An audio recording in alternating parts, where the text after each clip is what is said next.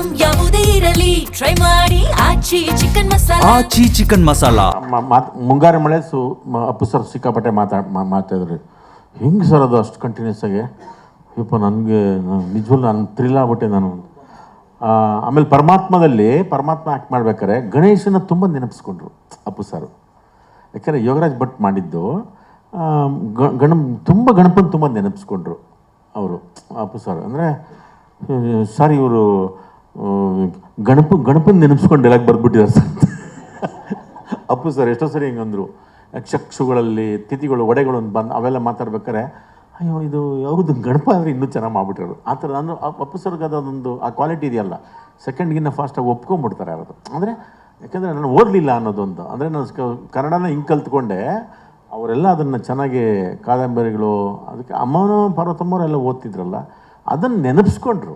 ನಾನು ಆ ದೃಷ್ಟಿಯಿಂದ ಈ ಥರದ ಪಾತ್ರಗಳು ಇವಾಗ ಪುರಾಣದ ಫ್ಯಾಂಟಸಿ ಹೌದು, ಪುರಾಣದ ಲೇಪನ ಇದಕ್ಕಿದೆ. ಸುಮ್ಮನಿಲ್ಲ ಅಲ್ಲಿ ಹೋಗ್ಲಿ ಹುಷಾರು ಬಿದ್ದಿದ್ಬಿಟ್ಟಿರ.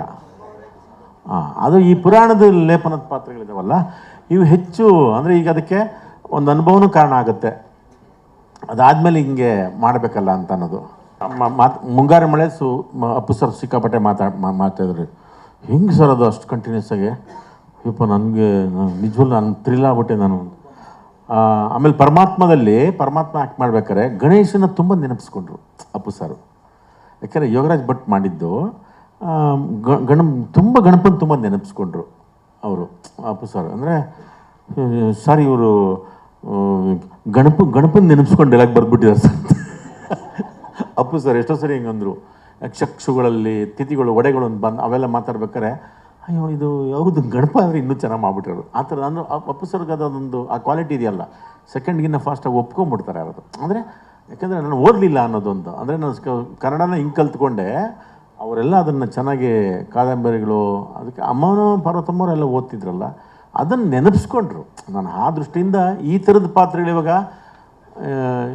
ಪುರಾಣದ ಫ್ಯಾಂಟಸಿ ಹೌದು, ಪುರಾಣದ ಲೇಪನ ಇದಕ್ಕಿದೆ. ಸುಮ್ಮನಿಲ್ಲ ಅಲ್ಲಿ ಹೋಗ್ಲಿ ಹುಷಾರು ಬಿದ್ದಿದ್ಬಿಟ್ಟಿರ. ಅದು ಈ ಪುರಾಣದ ಲೇಪನದ ಪಾತ್ರಗಳಿದಾವಲ್ಲ ಇವು ಹೆಚ್ಚು, ಅಂದರೆ ಈಗ ಅದಕ್ಕೆ ಒಂದು ಅನುಭವನೂ ಕಾರಣ ಆಗುತ್ತೆ. ಅದಾದಮೇಲೆ ಹಿಂಗೆ ಮಾಡಬೇಕಲ್ಲ ಅಂತ ಅನ್ನೋದು.